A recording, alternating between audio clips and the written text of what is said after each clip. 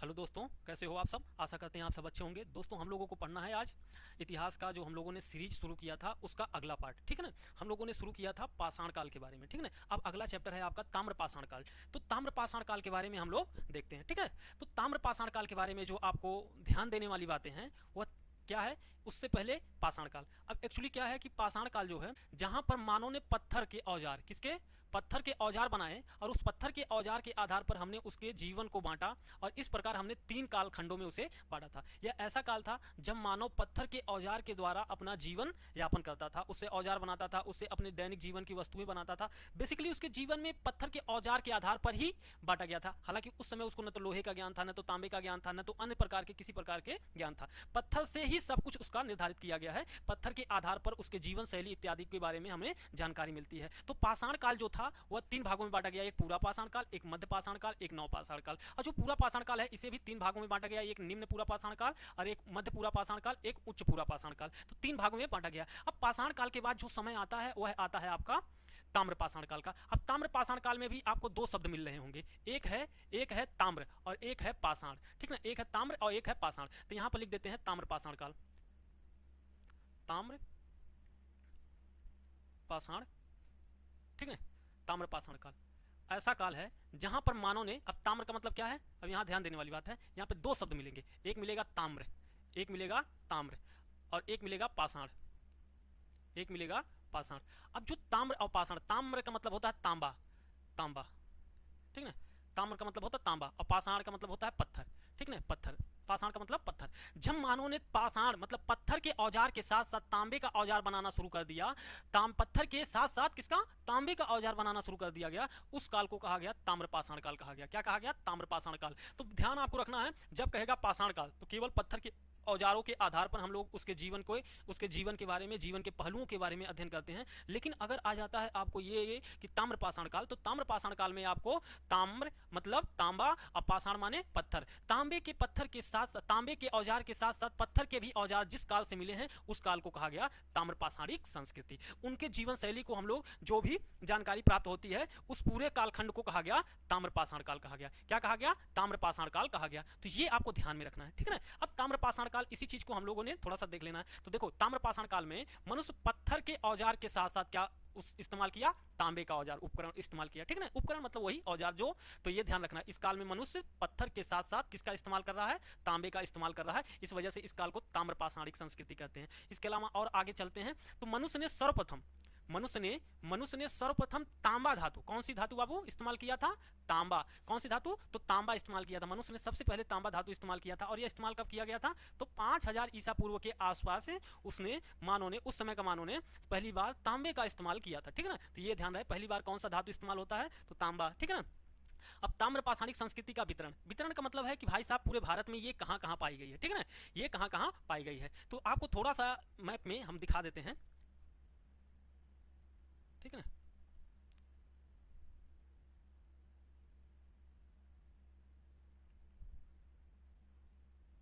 ठीक, ये आपका भारत है। अब एक संस्कृति आपको मिलेगी आहार, कहां पर है ये, एक संस्कृति आपको मिलेगी, एक संस्कृति मिलेगी आपको आहार यहां पर। उसी के नीचे आपको मिलेगा कायथा मध्य प्रदेश में। ठीक है ना। उसी के नीचे आपको मिलेगा कायथा मध्य प्रदेश में, उसी के नीचे कायथा मध्य प्रदेश में मिलेगा। और उसी के जस्ट नीचे आप आओगे तो आपको मालवा की संस्कृति मिलेगी। ठीक है ना। यहाँ पर आपको मालवा की संस्कृति मिलेगी और यहीं पर और आओगे तो जोरवे की संस्कृति मिलेगी। ठीक है ना। यहीं पे आपको कौन सी मिलेगी, जोरवे की संस्कृति मिलेगी। तो आपको ध्यान क्या देना है इसमें, ध्यान ये देना है कि ये चारों के चारों अगर क्रम पूछ ले, अगर क्रम पूछ ले तो आपको ध्यान में रखना है। ठीक है ना। अगर क्रम पूछ ले तो आपको ये ध्यान रखना है कि ऊपर से नीचे कैसे कैसे बढ़ रहा है। ठीक है ना। अगर ये क्रम में पूछा जाए तो आपको ध्यान रखना है। ठीक है ना।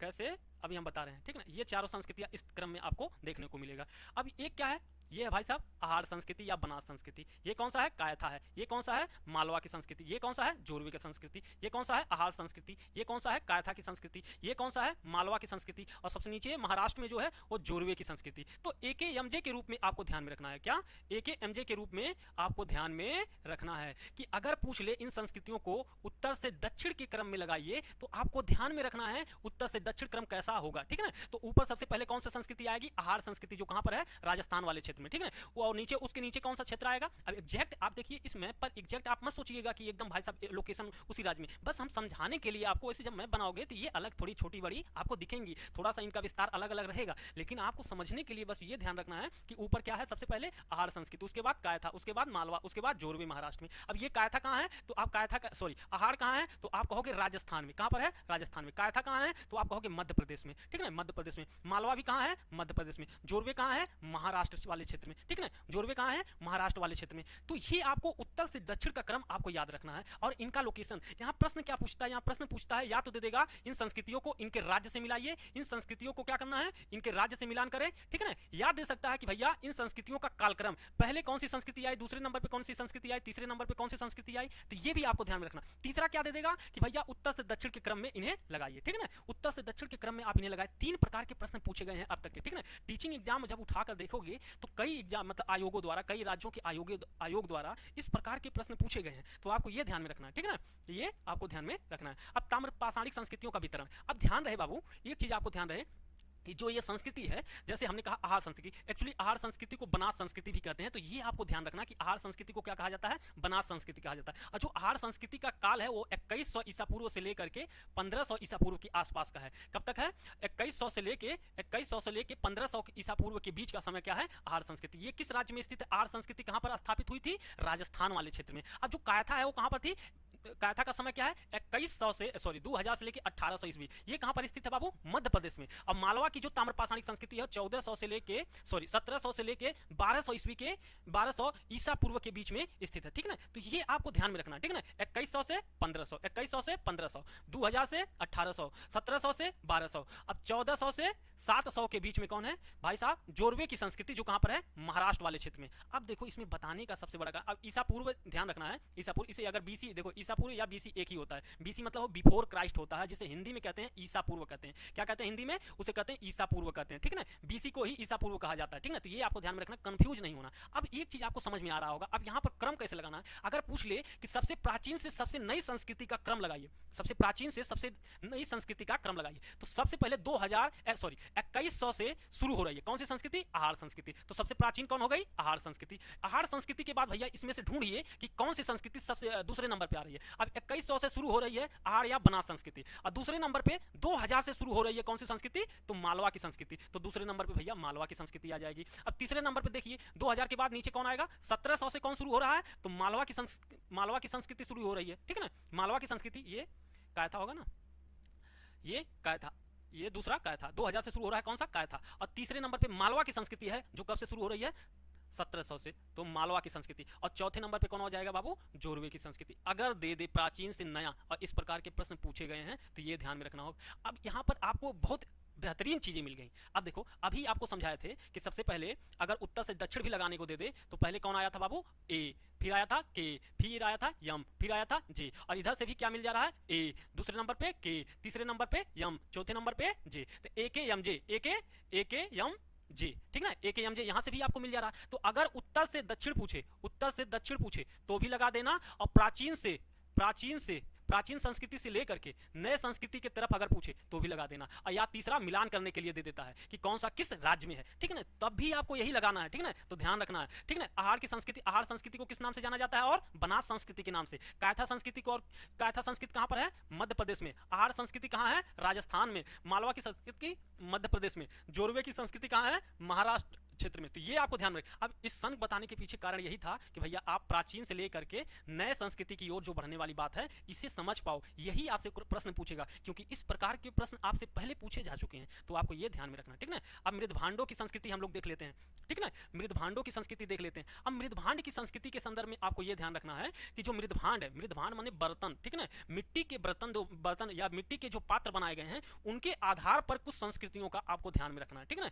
तो आपको ये समझ में आना चाहिए, मृदभांड का मतलब पात्र मतलब बर्तन, मिट्टी के बर्तन के आधार पर कुछ संस्कृतियों को विभाजित किया गया है, तो उनको आपको ध्यान में रखना है, ठीक है ना। तो उसमें भी आपको अभी जस्ट ऊपर बताएं कि प्राचीन से नया, तो इसमें सबसे पहले आपको ध्यान में रखना है, हालांकि हम क्रम से ही लिखे हैं, तो आप भी कोई मतलब आपको भी परेशानी नहीं होना चाहिए, क्रम से ही हम लिखे। अब देखो सबसे पुरानी गैरिक मृदभांड संस्कृति का काल कब से है, 2000 से लेकर के 1500 बीसी के बीच में। लाल एवं काले मृदभांड कब से कब तक, 2000 से लेकर के 200 बीसी के बीच में। चित्रित धूसर मृदभांड कब से लेकर के 1000 से लेकर के 600 बीसी के बीच में। उत्तरी काले चमकीले मृदभांड कब से कब 800 से लेकर के 100 बीसी के बीच में। अब ऊपर से क्रम से आपको ध्यान में रखना है कि उत्तर से दक्षिण या प्राचीन, सॉरी उत्तर से दक्षिण नहीं इसमें होगा, इसमें प्राचीन से नवीन की तरफ होगा। सबसे प्राचीन के संदर्भ में देखोगे तो सबसे पहले कौन सा आएगा, गैरिक मृदभांड संस्कृति। तो पूछेगा, उसमें दिया था 3-4 क्वेश्चन आपसे पूछा गया है विभिन्न आयोगों द्वारा, पूछता है इनमें से चारों में से दे देगा और एक ऑप्शन पूछेगा कि बताओ इनमें से सबसे प्राचीन कौन सा है, सबसे नवीन कौन सा है, ठीक ना। तो जरूरी नहीं है कि उसमें प्राचीन के संदर्भ में गैरिक मृदभांड दे दे, हो सकता है कि वो लाल से शुरू करे, कहां से,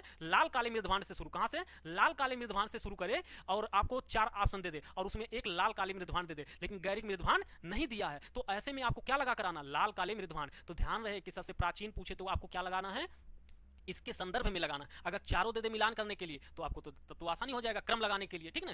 क्रोनोलॉजिकल ऑर्डर में आजकल प्रश्न बहुत पूछे जा रहे हैं और खास करके आप जिस आयोग को देने जा रहे हैं, पीसीएस, यूपी, पीएससी, अगर आपका एग्जाम कराने वाली है तो आपको ध्यान रखना है कि इस प्रकार के प्रश्न, कूट संबंधी प्रश्न बहुत ज्यादा पूछता है, मिलान संबंधी प्रश्न आपसे बहुत पूछा जाता है। तो ध्यान रहे एलटी ग्रेड जो भी है, एलटी ग्रेड, जीआईसी, प्रवक्ता इत्यादि जितनी भी वैकेंसियां हैं टीचिंग का, तो उसमें आपको भरपूर इन सब चीजों का इस्तेमाल करना है, क्योंकि पीसीएस, यूपी पीसीएस का जो एग्जाम है समझिए वो मतलब यूपी पीएससी का जो एग्जाम है वो भले ही एकदम मतलब बड़े व्यवस्थित तरीके से होता है, ठीक है ना। तो ये मत सोचिएगा कि बड़े आसानी से हो जाएगा। तो आपको ये कूट उट वाले प्रश्न आपको तैयार करते हुए चलना है। ये सारे प्रश्न आप देखोगे पीवाई को जब आपका सॉल्व कराएंगे तो उसमें खुद पता चलेगा कि इस प्रकार के प्रश्न आए हुए हैं, ठीक है ना। तो सबसे पहले कौन सा आता है, गैरिक मृदभांड संस्कृति, दूसरे नंबर पे लाल काले मृदभांड संस्कृति, तीसरे नंबर पे चित्रित धूसर मृदभांड संस्कृति, चौथे नंबर पे उत्तरी काले चमकीले मृदभांड संस्कृति, ठीक है ना। सबसे पहले गैरिक मृदभांड संस्कृति। अब याद करने का थोड़ा सा आपको ध्यान में रखना। सबसे पहले अब गैरिक मृदभांड ऐसे बर्तन होते थे, बहुत कमजोर होते थे, बहुत जल्दी फूट जाते थे, ठीक ना, जो गेरुए रंग के होते थे, इस वजह से गैरिक मृदभांड कहा गया।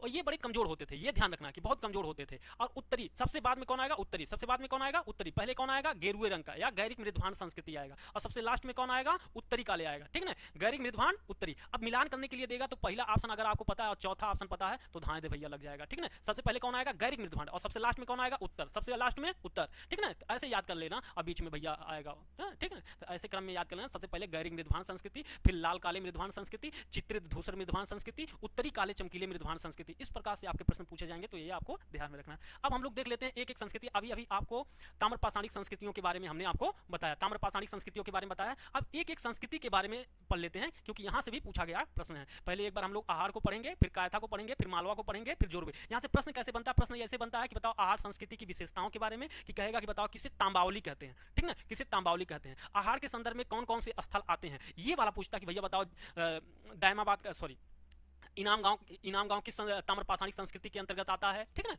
ये इस प्रकार के आपको ध्यान में रखना है, क्योंकि इनाम गांव के बारे में आपका प्रश्न पूछा जा चुका। अब आहार या बनास संस्कृति, पहला क्या है, आहार या बनास संस्कृति, आहार या बनास संस्कृति, ठीक ना। आहार संस्कृति को और किस नाम से जाना जाता है, बनास संस्कृति के नाम से जाना जाता है, ठीक ना। आहार संस्कृति किस काल से संदर्भित है, ताम्रपाषाणिक काल से संदर्भित है। किस काल से संबंधित बाबू, आहार संस्कृति किस संस्कृति से संबंधित है, ताम्रपाषाण संस्कृति से, ठीक ना। आहार संस्कृति किस राज्य में है, तो राजस्थान में। कहां पर, राजस्थान इसमें, ठीक ना, कहां पर है, राजस्थान में। तो ये आपको ध्यान में रखना है, कहां पर स्थित है, राजस्थान में। और राजस्थान के अगर एग्जैक्ट पूछ ले भैया कहां पर, तो आपको लगा कराना है उदयपुर। कहां पर, उदयपुर, राजस्थान के उदयपुर में आहार है, ठीक ना, उदयपुर में आहार।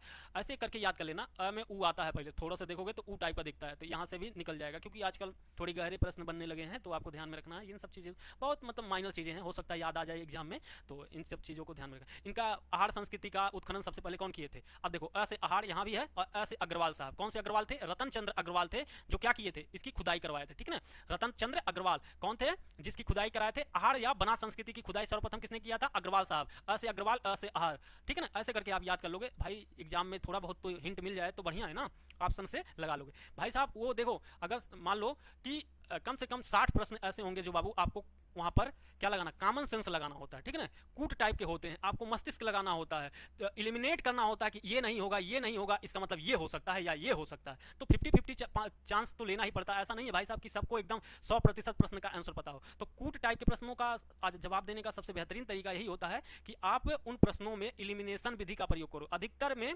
इलिमिनेशन विधि लग ही जाता है, ठीक है ना। तो ये ध्यान रहे, तो इससे आपको काम चल जाएगा। ऐसे आहार, ऐसे अग्रवाल साहब क्या है भैया, इसके उत्खनन करता है, ठीक है ना। आहार नदी एक राजस्थान में एक नदी बहती है जिसका नाम आहार नदी है। इसी नदी के तट पर ये स्थल था, इसी वजह से इसे आहार संस्कृति कहा गया, ठीक है ना। इसी तट पर स्थित होने के कारण इसे आहार संस्कृति कहा गया। और आहार संस्कृति कहा गया, ये तो हो गया।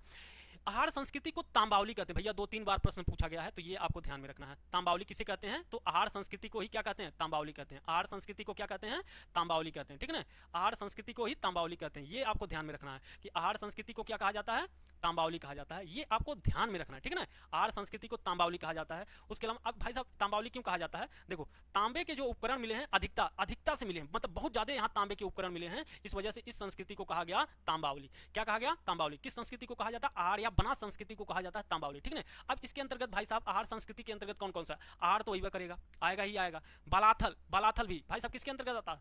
ये भाई आहार संस्कृति के अंतर्गत आता है। गणेश्वर क्या आता है? गणेश्वर और गिलुंद, ये बाबू स्टार लगा लेना, गिलुंद के बारे में प्रश्न पूछा गया है, ठीक है। आहार तो पूछेगा आपसे कि बताओ इनमें से कौन कौन, पूछेगा आपसे इनमें से कौन कौन भैया आहार संस्कृति के अंतर्गत नहीं आते हैं, ठीक है, ऐसे पूछेगा। उसके बाद देगा इसमें ऑप्शन आंसर देगा, आंसर के रूप में आपको आंसर लगाने के लिए देगा 1 2 3 सही है, 3 2 1 सही है, 4 3 1 सही है, सभी सही हैं। तो इस प्रकार के प्रश्न यूपीपीएससी पूछता है, ध्यान रहे, ठीक है। यूपीपीएससी पूछता है तो इस प्रकार के प्रश्न, तो आपको ये ध्यान रखें। आहार तो वही करेगा, ये तो याद ही हो गया, बलाथल, गणेश्वर, गिलुंद, ठीक है ना। इस प्रकार के प्रश्न पूछे जाते हैं, तो आप इसके लिए तैयार रहिएगा पूरी तरह से, क्योंकि इस प्रकार तभी आपके आंसर दिए जा सकते हैं, नहीं तो फिर गलत हो जाएगा भाई, ठीक है ना। आहार, बलाथल, गणेश्वर और गिलुंद इसके अंतर्गत आते हैं, किसके? इस आहार संस्कृति या बनास संस्कृति के अंतर्गत, ठीक है ना। आहार में श्वेत चित्रित मृदभांड मिले हैं, ठीक है ना, श्वेत रंग के, ठीक है ना। उस पर श्वेत चित्रित मतलब जो मृदभांड मिले हैं, बर्तन मिले हैं, वे श्वेत कलर के मतलब सफेद हैं, ठीक है। तो ये आपको ध्यान में रखना, श्वेत चित्रित मृदभांड कहां से मिले हैं? तो आहार संस्कृति से मिले हैं, ठीक है। गिलुंद कहां है? आहार संस्कृति का एक स्थल है गिलुंद, ठीक है। गिलुंद जो है आहार संस्कृति का एक स्थल है, ये स्थानीय केंद्र था। मतलब अगर सभी स्थलों में अगर देखा जाए, इन चारों स्थलों में अगर देखा जाए कि सबसे ज्यादा महत्वपूर्ण स्थल कौन सा है, तो गिलुंद क्या होगा? इसका केंद्र था, ठीक है ना। गिलुंद इन संस्कृति का केंद्र था। किस संस्कृति का? आहार संस्कृति का केंद्र था, ठीक है ना। तो ये आपको ध्यान में रखना, पूछा भी गया है क्वेश्चन, तो ये आपको ध्यान में रखना। अगला संस्कृति है आपका कायथा। अगला कौन सा है? कायथा। अब कायथा, काली सिंध एक नदी है, मध्य प्रदेश में एक नदी बहती है जिसका नाम काली सिंध है, जिसका नाम क्या है? काली सिंध, और उसी के तट पर स्थित कौन है? कायथा। और कायथा कहां पर है? मध्य प्रदेश में। यह संस्कृति कहां है? मध्य प्रदेश के उज्जैन जिले में, ठीक है ना। अब ये ध्यान रखना है कि कायथा जो है काली सिंध के तट पर स्थित है, और इसका खोज कौन किया था? बीएस वाणकर, ठीक है, वाकाणकर, ठीक है ना, बीएस वाकाणकर, ठीक है ना, बीएस वाकाणकर, ठीक है ना। इस स्थल की खोज कौन किए थे? बीएस वाकाणकर महोदय ने, ठीक है ना। तो ये आपको ध्यान में रखना। अब प्रमुख स्थल में ध्यान देना है कि प्रमुख स्थल एक तो कायथा है, ठीक है ना, कायथा, और एक एरण। कोई एरण से अभिलेख मिला है क्या? उस अभिलेख में क्या ऐसा है जो ऐतिहासिक रूप से कई बार प्रश्न पूछे जाते हैं, ठीक है ना। तो ये आपको जवाब देना है कि एरण से एक अभिलेख मिला है, उस अभिलेख में क्या है ऐसा है जो ऐतिहासिक रूप से बहुत ही महत्वपूर्ण है, ठीक है ना। तो ये आपको आंसर बताना है कमेंट करके। उसके अलावा कायथा से स्टेटाइन, क्या है बाबू? स्टेटाइन के 40,000 छोटे छोटे मनके मिले। स्टेटाइन पत्थर का एक प्रकार होता है, ठीक है ना, मनके मिले हैं, ठीक है, ध्यान रखिए। 40,000 पूछेगा, 40,000 स्टेटाइन के मनके कहां से मिले हैं? तो कायथा से मिला है। कहां से बाबू? कायथा से मिला है, ठीक है। तो ये आपको ध्यान में रखना है कि कायथा से स्टेटाइन के 40,000 छोटे छोटे मनके मिले हैं, तो ये आपको ध्यान रखना। अगला आ जाओ, मालवा। मालवा की संस्कृति। अब मालवा कहाँ है? मध्य प्रदेश में। मालवा कहाँ है? मध्य प्रदेश में, ठीक है ना। इसे नवदा टोली ताम्र पाषाणिक संस्कृति कहते हैं। स्टार लगा लो बाबू। नवदा टोली ताम्र पाषाणिक संस्कृति किसे कहते हैं? नवदा टोली ताम्र पाषाणिक संस्कृति किसे कहते हैं? ठीक है ना, मालवा को कहते हैं। नवदा टोली ताम्र पाषाणिक संस्कृति किसे कहते हैं? मालवा की ताम्र पाषाणिक संस्कृति को कहते हैं। अब मालवा के अंतर्गत कौन आएगा? नवदा टोली तो वही करेगा भैया, माहेश्वर आएगा, ठीक है, नागदा आएगा और इनाम गांव। हालांकि इनाम गांव शुरू में मालवा संस्कृति के अंतर्गत था, लेकिन आगे चल के आप देखोगे तो जोरवे संस्कृति के अंतर्गत भी आपको मिल जाएगा, ठीक है। तो ये वाला थोड़ा सा आप चाहो तो छोड़ दो, ठीक है। इसके अंतर्गत इसे आप जोरवे संस्कृति के अंतर्गत ज्यादा देखना है, ठीक है। तो नवदा टोली, माहेश्वर और नगदा किसके अंतर्गत आते हैं? मालवा संस्कृति के अंतर्गत आते हैं, ठीक है। नवदा टोली, माहेश्वर, नागदा, ठीक है ना, ये आपको ध्यान में रखना है। उसके अलावा अगला है जोरवे संस्कृति। अब जोरवे संस्कृति कहाँ है? महाराष्ट्र में, ठीक है। प्रमुख स्थल जोरवे, निवासा, दायमाबाद, इनाम गांव। अगर पूछ ले दायमाबाद क्या इंडस वैली सिविलाइजेशन में भी है? हाँ, अगर है तो अगर आपसे पूछ ले क्या है कि नहीं, ये पहले बताओ तुम लोग। दायमाबाद क्या इंडस वैली सिविलाइजेशन का स्थल था कि नहीं था? आप लोग बताओ। फिर आगे इससे संबंधित एक प्रश्न पूछेंगे, बताओ ऐसा कौन सा स्थल है जो ताम्र पाषाणिक संस्कृति के साथ साथ इंडस वैली सिविलाइजेशन में भी देखने को मिलता है? अगर इस प्रकार के प्रश्न बन जाए तो आपको ध्यान में रखना है, ठीक है ना, ठीक है ना। तो ये आपको हो गया, एक हो गया जोरवे भैया, एक हो गया जोरवे, और एक हो गया भैया नेवासा, और एक हो गया भैया आपका दायमाबाद, और एक हो गया इनाम गांव। हमने कहा ना कि इनाम गांव के बारे में आपको ध्यान रखना है, ठीक है ना। जोरवे, जोरवे संस्कृति में जोरवे होगा, नेवासा होगा, दायमाबाद होगा, इनाम गांव होगा। ये सब कहाँ है? महाराष्ट्र के क्षेत्र में, ठीक है ना। इनाम गांव जोरवे संस्कृति की विशिष्ट बस्ती थी। अगर इन सब में अगर सबसे ज्यादा बेहतरीन था अपने समय का, तो इनाम गांव था, ठीक है ना। ये आपको ध्यान में रखना। अगला है ताम्रपाषाणी लोगों के। अब देखो यहाँ पर ध्यान रखना, एक बार फिर से हम आपको स्थलों को चिन्हित करा देते हैं। जैसे आहार संस्कृति, जैसे आहार संस्कृति के स्थल, आहार संस्कृति के स्थल कौन कौन से हैं? एक है आहार, बलाथल, गणेश्वर, गिलुंड, ठीक है ना। ये कौन सा है? आहार संस्कृति के स्थल, आहार, बलाथल, गणेश्वर, गिलुंड, ठीक है। आहार संस्कृति को और किस नाम से जाना जाता है? बनास संस्कृति के नाम से जाना जाता है, ठीक है। बनास संस्कृति के नाम, यहाँ से क्या मिला बाबू? श्वेत चित्रित निधभांड मिले हैं। अगला जाओ कायथा से। कायथा किस नदी के तट पर है थी?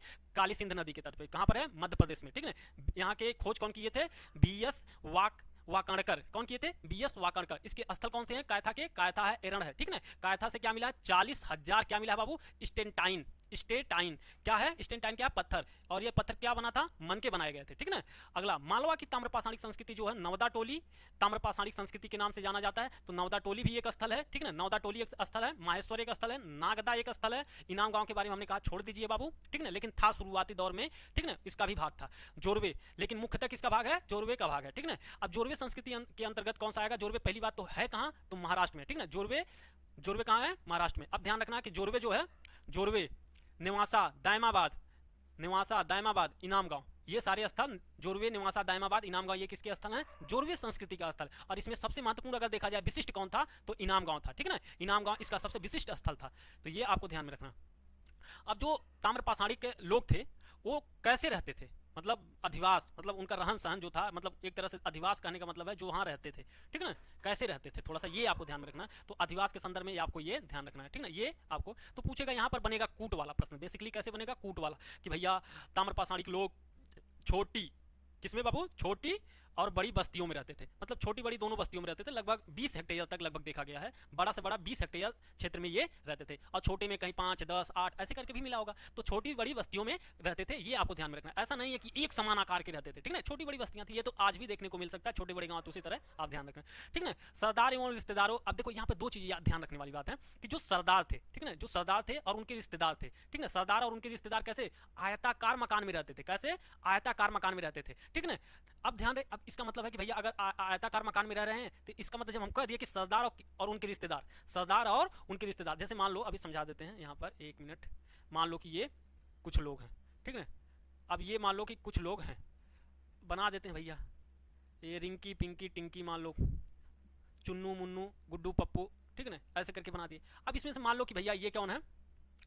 अब ये जो है सरदार हैं, सरदार महोदय हैं, ये सरदार महोदय हैं, ये दोनों सरदार हैं। तो जो इनका मकान होगा, इनका जो मकान होगा वो कैसा होगा? आयताकार होगा। कैसा होगा? आयताकार। अब बाकी लोगों का भाई साहब अनिश्चित होगा, ठीक है ना। इसका मतलब बाकी लोगों का आयताकार नहीं होगा, ठीक है ना। अगर इनका आयताकार है तो इनका आयताकार नहीं होगा। तो इसका मतलब समाज में ऊंच नीच भेदभाव देखने को मिलता है, वर्गीकरण देखने को मिलता है। तो आपसे पूछेगा ताम्रपाषाणिक संस्कृति के लोगों के बीच विभाजन देखने को मिलता है, सामाजिक विभाजन देखने को मिलता है। तो लगा देना हाँ भाई, कुछ लोग उच्च रखे। अब देखो यहीं पे देख लो, सरदार और उनके भाई साहब ये सब कैसे आयताकार मकान में, इसका मतलब है बाकी लोगों का मकान आयताकार नहीं रहा होगा।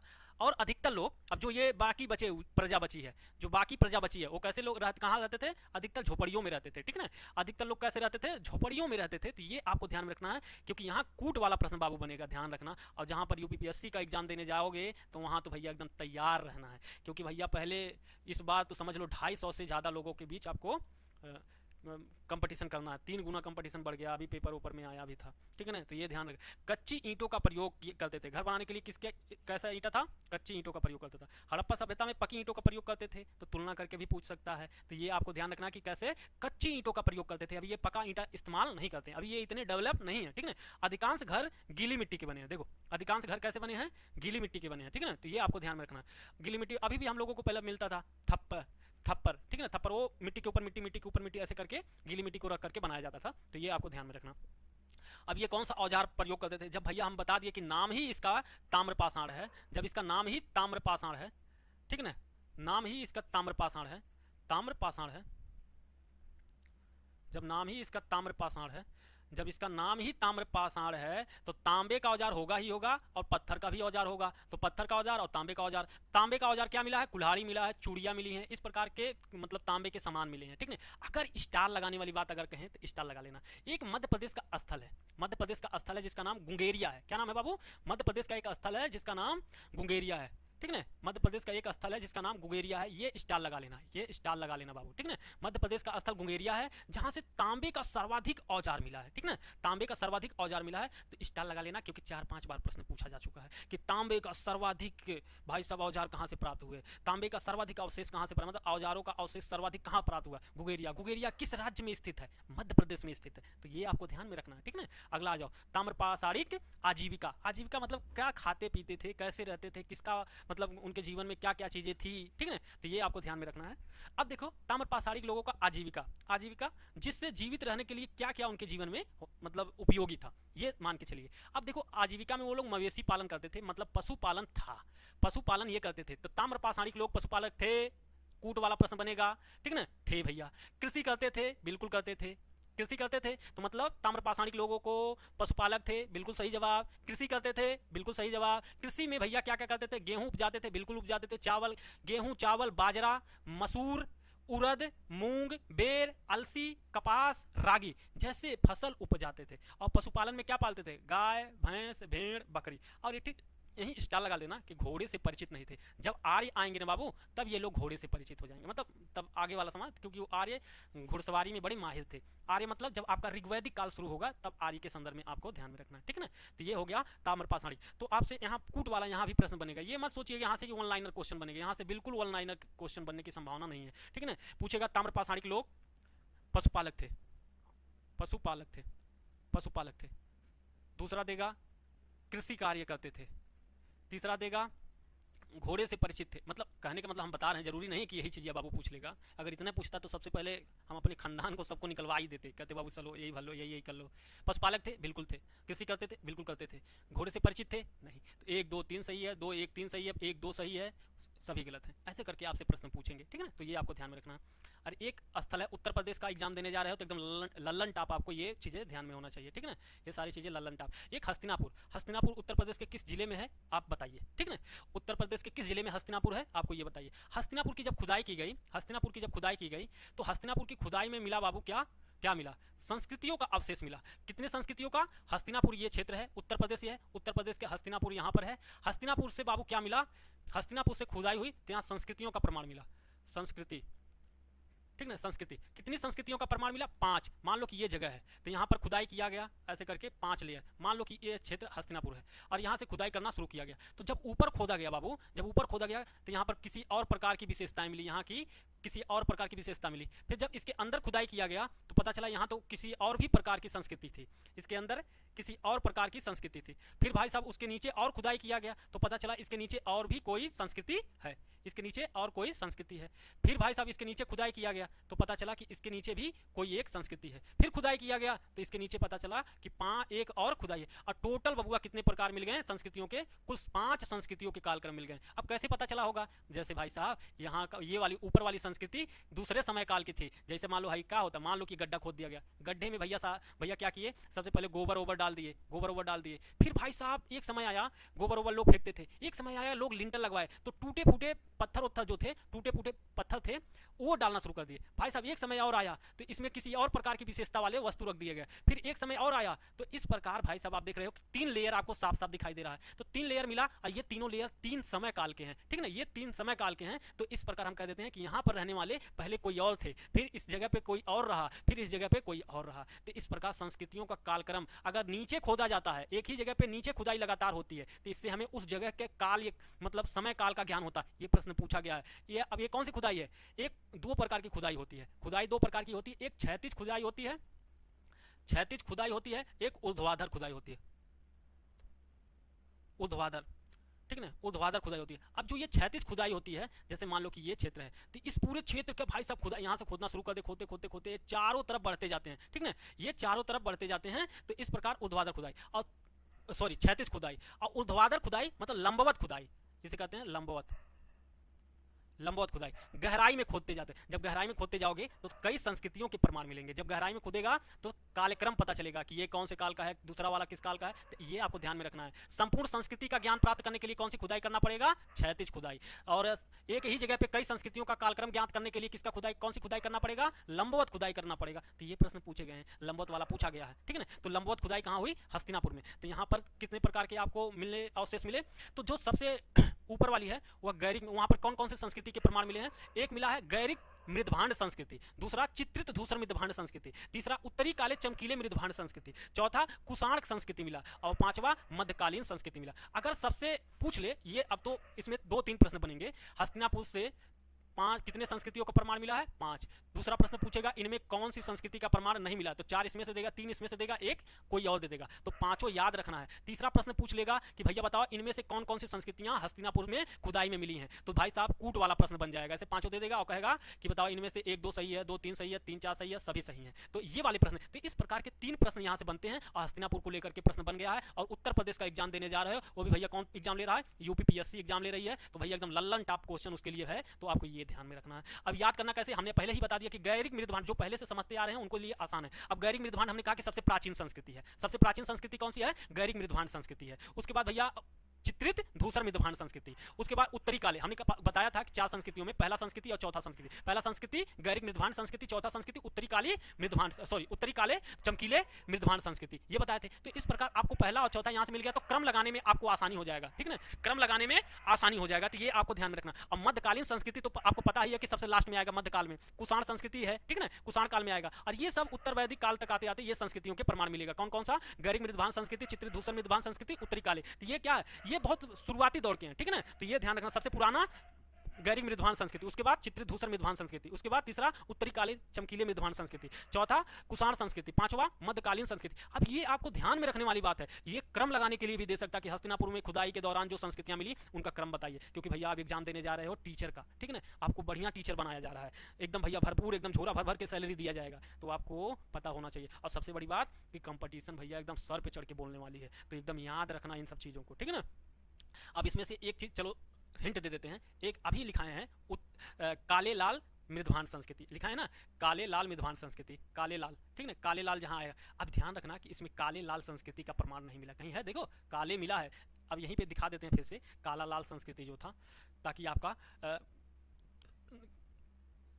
कंफ्यूजन दूर हो जाए। अब देखो ये काला लाल संस्कृति है, अब 4 संस्कृति हमने बताया, क्रम से बताया, कैसे कैसे प्रश्न पूछे जाएंगे ये बताया। अब यहाँ गैरिक मृदभांड संस्कृति जो है ये भी है, चित्रित धूसर मृदभांड संस्कृति हस्तिनापुर में ये भी मिला, उत्तरी काली मृदभांड संस्कृति मिला, उसके अलावा कौन सा मिला, कुषाण कालीन संस्कृति का प्रमाण मिला और मध्यकालीन संस्कृति का प्रमाण मिला। लेकिन कौन नहीं मिला है, तो लाल काले मृदभांड संस्कृति का प्रमाण नहीं मिला है। तो एक याद कर लेना कि ईनाई है, चारों में से एक नहीं है, बाकी 3 हैं, और एक कौन सा है, कुषाण वाला, और 5वां कौन सा, मध्यकालीन। क्रम लगा लो, यही देख लो क्रम, इनको जिसको याद होगा वो क्रम भी लगा लेगा। हस्तिनापुर के संदर्भ में अगर प्रश्न पूछा जाता है तो गैरिक मृदभांड संस्कृति, उसके अलावा चित्रित धूसर मृदभांड संस्कृति, उत्तरी काले मृदभांड संस्कृति, कुषाण संस्कृति, कुषाण संस्कृति चौथे नंबर पे, और 5वें नंबर पे मध्यकालीन संस्कृति, ठीक है ना। तो इस प्रकार के प्रश्न आपके सही हो जाएंगे, ठीक है ना, इस प्रकार आपके प्रश्न सही हो जाएंगे। अब एक और है नोट करके, उत्तर प्रदेश का एक जिला है, कौन सा, बरेली, उत्तर प्रदेश का एक क्षेत्र बरेली। अब जो ये बरेली है, बरेली जिला है, ठीक ना, उसके उसी में एक स्थल है जो रामनगर के नाम से जाना जाता है। इसमें एक स्थल मिला जिसका नाम अहिछत्र है, ठीक ना। बरेली के रामनगर के अहिछत्र से एक टीला मिला है, ठीक है, जो कब का है बाबू, 1940 से 44 के दौरान, ठीक ना, उत्खनन कराया गया, ठीक ना, 1940 से 44 के दौरान उत्खनन कराया गया, जहां सर्वप्रथम चित्रित धूसर मृदभांड की जानकारी मिली, ठीक है। तो सबसे पहले चित्रित धूसर मृदभांड की जानकारी कहां से मिलती है, तो बरेली जिले के रामनगर के पास अहिछत्र जिला से क्वेश्चन पूछा गया। और उत्तर प्रदेश का एग्जाम देने जा रहे हो तो यूपी स्पेशल का, तो मैं भैया एकदम जान लो कि बल्ले बल्ले क्वेश्चन है, ठीक है। बरेली जिले के रामनगर से, ठीक है, बरेली जिले के रामनगर से अहिछत्र नामक अहिछत्र जगह पे एक टीला है, वहां से 1940-44 के दौरान उत्खनन कराया गया, जहां से पहली बार सर्वप्रथम चित्रित धूसर मृदभांड की जानकारी कहां मिलती है। अब एक लाइन में इसका प्रश्न पूछा जाएगा कि बताओ सर्वप्रथम चित्रित धूसर मृदभांड की जानकारी कहां से मिलती है, तो क्या बताओगे, सर्वप्रथम चित्रित धूसर मृदभांड की जानकारी कहां से मिलती है, अहिछत्र से। कहां से, अहिछत्र से, ठीक है ना, अहिछत्र से सर्वप्रथम कहां से मिलती है, अहिछत्र से। अहिछत्र कहां है भैया, रामनगर में, रामनगर में, ठीक है ना। अहिछत्र कहां है, रामनगर में। रामनगर कहां है भैया, बरेली में, ठीक है ना, बरेली में। बरेली कहां है भैया, उत्तर प्रदेश में, ठीक है ना। उत्तर प्रदेश कहां है भैया, इंडिया में। तो यहां तक नहीं, यहां से प्रश्न बनेगा, यहां से प्रश्न बनेगा, ये आपको ध्यान में रखना है, ठीक है ना। अहिछत्र कहां है, उत्तर प्रदेश के बरेली जिले में, ठीक है ना, जहाँ से क्या मिला है, सर्वप्रथम चित्रधूसर मृदभान की जानकारी मिली है। तो आज के लिए इतना रखते हैं, बाकी अगला हम लोग देखेंगे, ठीक है। तो धन्यवाद दोस्तों, आज के लिए बस इतना ही।